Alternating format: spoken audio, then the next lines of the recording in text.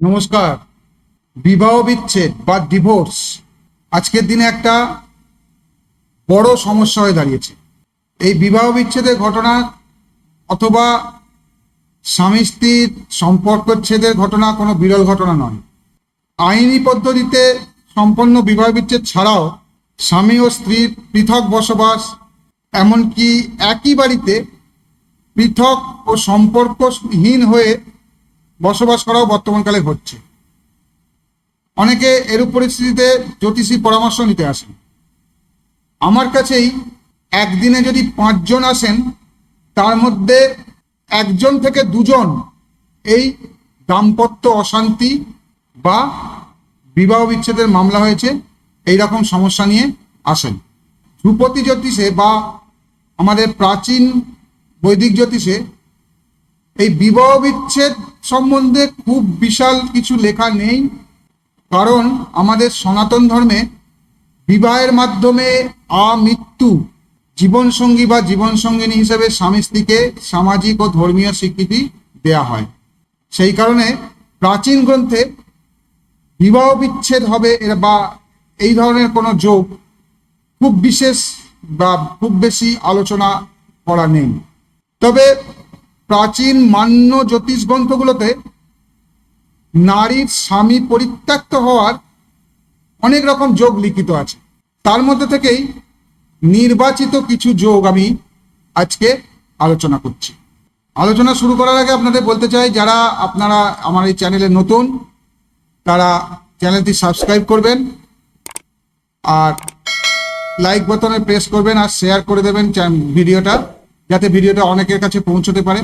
আর আমার এই চ্যানেলে নানা ধরনের আলোচনা হয় অ্যাস্ট্রোলজির ওপর, সেগুলো শুনতে থাকুন। কেমন লাগছে কমেন্টে লিখে অবশ্যই জানাবেন। আর আমার যারা সাবস্ক্রাইবার আছেন তাদেরকে অনুরোধ করব যে ভিডিওটি লাইক করুন এবং আপনাদের সোশ্যাল মিডিয়ায় আপনাদের অ্যাকাউন্টে ভিডিওটি শেয়ার করুন, যাতে ভিডিওটি অনেক কেউ দেখতে পায়। এবার আলোচনা ফিরে আসছি। নির্বাচিত কিছু যোগ সম্বন্ধে আলোচনা করছি, যা প্রাচীন গ্রন্থে লেখা আছে। স্বামী পরিত্যক্ত হয় যে নারী, কি যোগ থাকলে সেই নারী স্বামী পরিত্যক্ত হবে। বলা হচ্ছে সপ্তমে হীন বল মানে দুর্বল পাপ গ্রহ শুভদৃষ্ট না হলে জাতিকা স্বামী পরিত্যক্ত হয়। মানে সপ্তম স্থানে পাপ গ্রহ থাকবে, দুর্বল পাপ গ্রহ। সে যদি শুভ গ্রহ দ্বারা দৃষ্ট না হয়, দৃষ্টি না পড়ে তার উপর শুভ গ্রহের, তাহলে সে স্বামী পরিত্যক্ত হবে। এ বিষয়ে অন্য মত হলো যে সপ্তমে হীন বল পাপগ্রহ শুভদৃষ্ট হলেও নারী পরিত্যক্ত হয়, মানে স্বামীর দ্বারা পরিত্যক্ত। এই দ্বিতীয় মতটি যুক্তিগ্রাহ্য বলে মনে হয় না, তবে প্রথম মতটি বিবেচনা করা যেতে পারে, অর্থাৎ জাতিকা স্বামী পরিত্যক্ত হয়। তারপরে আরেকটি বলা হয়েছে সপ্তমে পাপদৃষ্ট রবিতে পরিত্যক্তা যোগ হয়। সপ্তমস্ত রবি শত্রুগ্রহ দৃষ্ট হলেও একই ফল হতে পারে, আবার শুধুমাত্র সপ্তমে রবির অবস্থানে ওইরূপ ফল হয়। এক্ষেত্রে একটি উপদেশ আছে, কোনো কোনো ক্ষেত্রে এটা মিলতেও দেখা যায়। আমাদের অভিজ্ঞতা দেখা গেছে যে ওই রবি জাতিকার পক্ষে অশুভ গ্রহ হয়ে শুভ গ্রহের প্রভাব বর্জিত হলে তবেই এই ফল লাভ করার অধিকতর সম্ভাবনা আছে। আরও বলা আছে কোনো জাতকের লগ্নে রাহু ও শনি অবস্থিত হলে সে লোকের অপবাদের ভয়ে পত্নী ত্যাগ করে। বিবাহ বিচ্ছেদের যোগ হিসাবে এটাও বিবেচনা করা যেতে পারে। আবার বলা হয়েছে কোনো জাতকের জন্মকুণ্ডলিতে শনি বা মঙ্গলের বর্গে স্থিত হয়ে চন্দ্র সপ্তমস্থ এবং ওই 2 গ্রহের কোনোটির দ্বারা যুক্ত বা দৃষ্ট, এবং শুক্র ওই 2 গ্রহের মধ্যে কোনো একটি দ্বারা যুক্ত বা দৃষ্ট হলে জাতক স্ত্রী পরিত্যাগ করে অন্য স্ত্রী গ্রহণ করে। এক্ষেত্রে বর্গ বলতে আমরা নবাংশকে প্রাধান্য দেব, যেহেতু বিবাহ বিষয়ক ব্যাপার। তার সাথে ত্রিশাংশ আর ষষ্ঠাংশ দেখাও প্রয়োজন। আরও বলা আছে জাতিকার জন্মকুণ্ডলিতে সপ্তমভাবে যদি একাধিক পাপগ্রহ দুর্বল হয়ে অবস্থান করে তাহলে জাতিকা পরিত্যক্ত হয়, মানে স্বামী দ্বারা পরিত্যক্ত হয়। এখানে শুভ গ্রহের দৃষ্টি আছে কিনা সেটা দেখা উচিত বলে মনে হয়।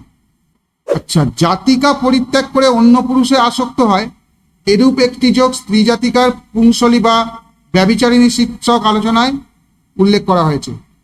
জাতক তত্ত্ব এবং ভাব কুতূহলম গ্রন্থে প্রচলিত ভৌমদোষের ফল প্রতিপত্নী হানি না বলে ওই ফল অর্থাৎ প্রতিপরিত্যাগ বলা হয়েছে। তাছাড়া জাতকের কোষ্ঠীতে যা পত্নীত্যাগ যোগ, বর্তমানকালে জাতিকার কোষ্ঠীতে ওই একই যোগে স্বামীত্যাগ যোগের সম্ভাবনা ধরা যেতে পারে। সাম্প্রতিককালে পণ্ডিত জ্যোতিষীরা তাঁদের পুস্তকে বা প্রবন্ধে বিবাহ বিচ্ছেদের নানা যোগের কথা লিখেছেন, সম্ভবত তাঁদের অভিজ্ঞতার উপর ভিত্তি করে। সমস্যা এই যে কোনো একটি বা এমনকি কয়েকটি ক্ষেত্রে জাতক জাতিকার জন্মকুণ্ডলিতে ওই বিচ্ছেদকারক যোগ চিহ্নিত করলেও সেই যোগ যে সকলের ক্ষেত্রে প্রযোজ্য হবে এরকম সিদ্ধান্ত করা কঠিন। বিশেষ সংগঠিত প্রয়াসে বিস্তৃত সমীক্ষার দ্বারাই এই বিষয়ে প্রয়োগসিদ্ধ সূত্র উদ্ভাবন করা সম্ভব বলে আমার মনে হয়। কোনো একজনের ক্ষেত্রে বা দুজনের ক্ষেত্রে বা তিনজনের ক্ষেত্রে কোনো একটা সূত্র মিলল, কিন্তু সেই সূত্রই অন্য হয়তো দেখা গেল আরো দুজনের ক্ষেত্রে মিলছে না, একই ধরনের যোগ থাকা সত্ত্বেও।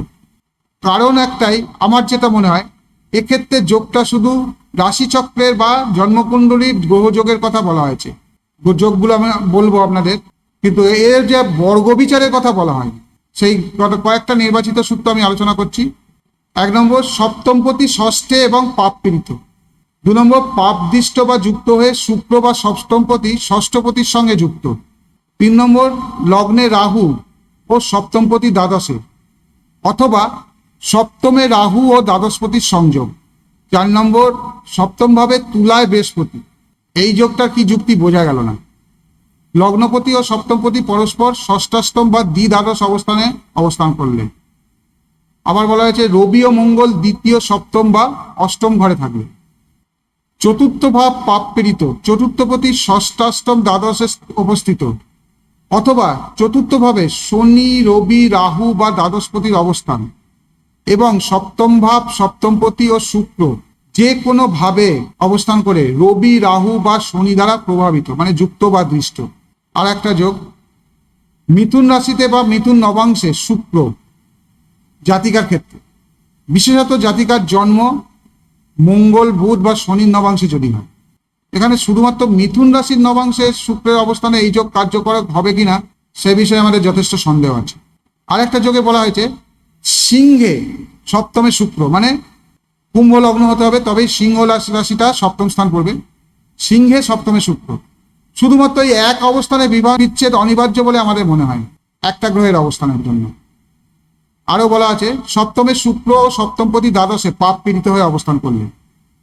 নেক্সট, কর্কট রাশি বা নবাংশে শুক্র অথবা শুক্র ও চন্দ্র সপ্তমে, এবং এদের মধ্যে যে কোনো এক গ্রহের স্বগৃহে বা তুঙ্গক্ষেত্রে অবস্থান বা উভয় গ্রহ পরস্পরের দীপ্তাংশে। এই যোগগুলোর কার্যকারিতা সম্বন্ধে বেশ সন্দেহ আছে, যুক্তিসিদ্ধ নয় এই যোগগুলো। আরো যোগ বলছি কয়েকটা। হীন বল সপ্তমপতি নবমে, শুধুমাত্র এই একটা অবস্থানে বিবাহ বিচ্ছেদ হবে কিনা এই বিষয়ে যথেষ্ট সন্দেহ। পরের যোগ, লগ্নে বা সপ্তমে শনির পাপমধ্য হয়ে অবস্থান, অথবা পাপমধ্য সপ্তম ভাব শনি দৃষ্ট হওয়া। নেক্সট, নারী জাতিকার জন্মকুণ্ডলিতে বৃহস্পতির দৃষ্টি বর্জিত সপ্তমপতি অষ্টমে। নেক্সট, চতুর্থপতি বা চতুর্থ ভাবের এবং সপ্তম ভাবের বা সপ্তমপতির সঙ্গে ষষ্ঠ ভাবের যে কোনো প্রকার সম্বন্ধ, হয় দৃষ্টি, নয় সহাবস্থান, নয় একেতর দৃষ্টি বা ক্ষেত্র বিনিময়। নেক্সট, সপ্তমপতির বা শুক্রের ষষ্ঠাষ্টম দ্বাদশে, মানে সপ্তমপতির ষষ্ঠ অষ্টম দ্বাদশে বা শুক্রের ষষ্ঠ অষ্টম দ্বাদশে পাপ গ্রহের অবস্থান এবং চতুর্থ ভাব পাপ পীড়িত। পরের যোগ, চতুর্থ ভাবে দ্বাদশপতির অবস্থান এবং চতুর্থপতি ও দ্বাদশপতির সম্বন্ধ। এই যোগে দাম্পত্য সুখের অমিল হতে পারে, এটা বোঝা যাচ্ছে, কিন্তু বিবাহ বিচ্ছেদ হতে পারে কিনা এ বিষয়ে সন্দেহ আছে। এর সহিত সপ্তম ভাবকেও পীড়িত হতে হবে বিবাহ বিচ্ছেদ হতে হলে। কন্যা লগ্নের ক্ষেত্রে চতুর্থ সপ্তমপতি বৃহস্পতি ষষ্ঠে বা দ্বাদশে, অথবা দ্বাদশপতি রবি সপ্তমে এবং ষষ্ঠপতি শনি চতুর্থে।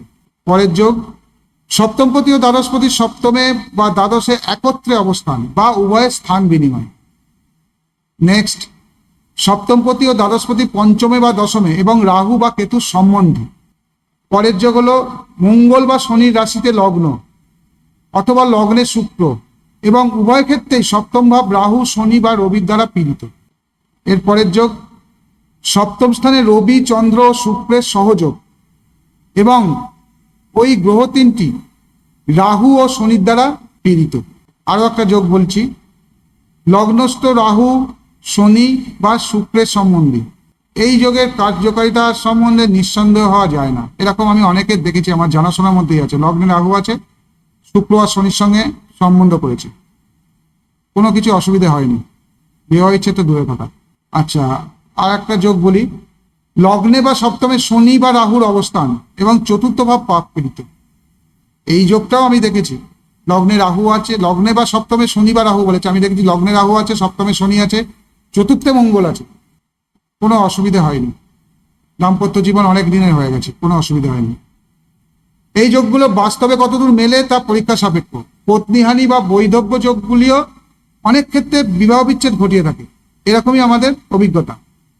বিবাহ বিচ্ছেদ বিচারে সপ্তম, অষ্টম, দ্বাদশ এবং চতুর্থ ভাব গুরুত্বপূর্ণ।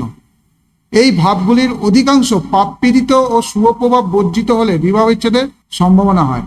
এই ভাবগুলোর ভাবপতিরা এবং শুক্রের বলাবল ও শুভাশুভত্ব বিচার্য। মেয়েদের ক্ষেত্রে মঙ্গলের বলাবল, বিবাহ ছেলেদের ক্ষেত্রে শুক্র নির্দেশ করে বিবাহ বা স্ত্রী, আর মেয়েদের ক্ষেত্রে বিবাহকে দেখার জন্য মঙ্গলকে দেখতে হবে বা স্বামীর সম্বন্ধে জানতে হলে মঙ্গলের পজিশন দেখতে হবে। বিয়ে যেমন ছেলেদের ক্ষেত্রে শুক্র ইন্ডিকেট করে, মেয়েদের ক্ষেত্রে মঙ্গল ইন্ডিকেট করে। আর আইনি বিবাহ বিচ্ছেদের ক্ষেত্রে সাধারণত ওই সকল ভাবের বা ভাবপতি গ্রহগুলোর সঙ্গে ষষ্ঠপতির কোনো রকম সম্বন্ধ হবে। ষষ্ঠ থেকে মামলা মোকদ্দমা বোঝায়, তাই জন্য যারা বিবাহ বিচ্ছেদ নির্দেশ করছে বা পত্নীহানি বা স্বামীহানি নির্দেশ করছে, তাদের সঙ্গে ষষ্ঠ ভাবের সম্পর্ক থাকতে হবে বা ষষ্ঠপতির সম্পর্ক থাকতে হবে, তবে সেটা পত্নীহানি বা স্বামীহানি না হয়ে বিবাহ বিচ্ছেদ হবে আইনগতভাবে। চতুর্থ ভাব বলবান ও শুভগ্রহ প্রভাবিত হলে সাধারণত বিবাহ বিচ্ছেদ হয় না। শনি, রবি ও রাহু প্রধান বিচ্ছেদকারক গ্রহ, এবং এই গ্রহগণ যে রাশিতে নবাংশে অবস্থান করে সেই রাশি ও নবাংশপতি গ্রহরাও বিচ্ছেদকারকের ভূমিকা পালন করতে পারে। ভৌম দোষের ক্ষেত্রেও, মানে যেটাকে মাঙ্গলিক দোষ বলা হচ্ছে এখনকার দিনে, সেক্ষেত্রেও মঙ্গলও বিচ্ছেদকারক হতে পারে, বিশেষত পাপ পীড়িত হলে। বিচ্ছেদ যোগের সম্বন্ধী অষ্টম ও দ্বাদশপতি গ্রহ বিচ্ছেদকারক হতে পারে। মন্দগামী বা ধীরগামী গ্রহ বিচ্ছেদকারক হয়ে ষষ্ঠ ভাব বা ষষ্ঠপতির সঙ্গে সম্বন্ধ করলে বিবাহ বিচ্ছেদ প্রক্রিয়া বিলম্বিত ও কষ্টদায়ক হতে পারে। বিবাহ বিচ্ছেদ হলে কিরকম সময় হবে তার বিষয়ে কিছু বলা আছে। যে গ্রহ বিবাহের ঘটক হয় সেই গ্রহের দশান্তর দশায় বিবাহ বিচ্ছেদ হতে পারে, যদি সেই গ্রহ অতীব পাপ পীড়িত হয়, বিশেষত শনি, রবি ও রাহুর দ্বারা, এবং বিবাহ বিচ্ছেদের যোগ যদি থাকে। কোনো জন্মকুণ্ডলীতে বিচ্ছেদকারক গ্রহ হিসেবে যার ভূমিকা সর্বাধিক, তার দশান্তর দশায় বিবাহ বিচ্ছেদ ঘটতে পারে। আবার বিবাহকারক গ্রহ যদি বিচ্ছেদ যোগকারকও হয় বা বিচ্ছেদকারক গ্রহের সঙ্গে সম্বন্ধী হয়, তাহলে তার দশা বা ভুক্তিতেও, ভুক্তি মানে অন্তর্দশাতেও বিবাহ বিচ্ছেদ হয়। আর চতুর্থ স্থানকে পীড়িত করছে এরকম পাপ গ্রহ, বিশেষত শনি, রবি, রাহু বা ষষ্ঠ, অষ্টম, দ্বাদশপতি চতুর্থ ভাবকে পীড়িত করলে এদের কারোর দশা বা অন্তর্দশা বিবাহ বিচ্ছেদ ঘটতে পারে। রবি, রাহু ও শনি যদি চতুর্থ, সপ্তম বা দ্বাদশে অবস্থান করে, তাহলে তাদের কারো দশান্তর্দশাতে বিবাহ বিচ্ছেদ হতে পারে। তবে এইটা থাকলেই আবার বিবাহ বিচ্ছেদ যোগ আছে সেটা ধরে নেবেন না, বিবাহ বিচ্ছেদের যোগ থাকতে হবে, তার সঙ্গে এটা থাকলে, এইটা টাইমিং এর জন্য শুধু বলা হচ্ছে। বিবাহ বিচ্ছেদের যোগ আছে, তার টাইমটা কখন হবে তখন এইটা বলা হচ্ছে। এই যে টাইমিং এর ব্যাপারটা বলছি, এইটা থাকলেই বিবাহ বিচ্ছেদের যোগ, এটা আবার যারা ধরে নেবেন না। এইসব টাইমে হতে পারে। বিচ্ছেদকারক গ্রহ যে নবাংশে স্থিত, সেই নবাংশপতির দশান্তর্দশাতেও বিচ্ছেদ ঘটতে পারে। সবশেষে বলি যে যে বিচ্ছেদের যোগগুলো বর্তমানকালে আলোচিত বিচ্ছেদের যোগগুলো আলোচনা করলাম, সেগুলোর প্রয়োগ সিদ্ধতা শত প্রমাণিত নয় এবং এর যোগের তালিকাও সম্পূর্ণ নয়। বিবাহ বিচ্ছেদের যোগ দেখা গেলেও কোষ্ঠীর সম্পূর্ণ মূল্যায়ন করতে হবে, সে বিষয়ে ফলাদেশ করতে হবে। তার সঙ্গে একটা সবচেয়ে বড় কথা, স্থানকাল পাত্র। আমাদের দেশে এখন ডিভোর্স বেড়ে গেছে, কিন্তু আপনি চিন্তা করুন আজ থেকে 20-30 বছর আগেও আমেরিকান কান্ট্রিতে যতটা ডিভোর্স হতো, এখানে অতটা হতো না। আচ্ছা, অন্য দেশে যেতে হবে না, আমাদের সমাজেও আমাদের সাধারণ মানুষের অনেক অ্যাডজাস্টমেন্ট করে দাম্পত্য জীবন কাটিয়ে দেয়, কিন্তু সেলিব্রিটিদের দেখুন, দুদিন পরেই বলে ভালো লাগছে না, বন্ধু হিসাবে ভালো, বর হিসাবে ভালো না বা বউ হিসাবে ভালো না। এটা ওই যে হচ্ছে স্থান কাল পাত্র, কোন জায়গায় বসবাস করছে, কি সময় চলছে, আর পাত্রটি কোথাকার, সাধারণ জায়গার না আপার লেভেলে। আপার লেভেলও যা, একদম নিম্ন লেভেলও তাই, শুধু ওদের পয়সা আছে, এদের পয়সা নেই। যাই হোক, এরপরে আরও আমি আলোচনা করব, ডিভোর্সের যোগ আরও আছে, একটা ভিডিও সেগুলো সম্পূর্ণ বলা সম্ভব নয়। আমার শিক্ষামূলক ভিডিওর যখন এপিসোডগুলো আসবে, তাতে আমার পার্ট বাই পার্ট বিশদে আলোচনা থাকবে এই ডিভোর্সের যোগ নিয়ে। বিবাহ বিচার হবে, কখন বিবাহ হবে সেগুলো হবে, মানে বিবাহ সম্বন্ধে ডিটেলে আলোচনা থাকবে। এখন যেমন শুধুমাত্র গ্রহের কারকতা সম্বন্ধে আলোচনা চলছে, সেগুলো দেখবেন। যারা শিখতে চান, অ্যাস্ট্রোলজিক্যাল লেসন বলে যে প্লেলিস্ট আছে, সেটা দেখবেন। আমার পরপর লেসন ওয়াইজ আমার সব আপলোড করা হচ্ছে ভিডিও। ভালো থাকবেন, ভিডিওটি লাইক আর শেয়ার করবেন। নমস্কার।